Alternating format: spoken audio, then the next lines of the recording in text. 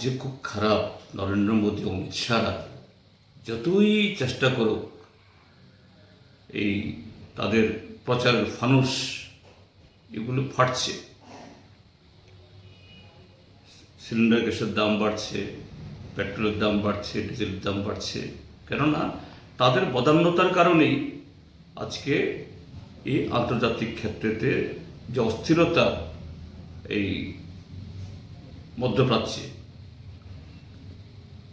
আমাদের দেশের সরকার যদি সঠিক ভূমিকা নিত যুদ্ধ হতো না, কথা বলছি না, কিন্তু দেখা যাচ্ছে এই যুদ্ধ লাগানোর পেছনেও পরোক্ষভাবে সাম্রাজ্যবাদের আমাদের যে পদলেহন, আর তার খেসারত দিতে হচ্ছে আমাদের দেশের 140 কোটি মানুষকে। তেল, গ্যাস, রাসায়নিক সার এবং সমস্ত ধরনের নিত্যপণ্য দ্রব্যের আকাল মূল্যবৃদ্ধি, কর্মসংস্থানে সেখানে ক্রমশ বিনিয়োগ কমছে। তো এর বিরুদ্ধে জনগণ সোচ্চার হবেন।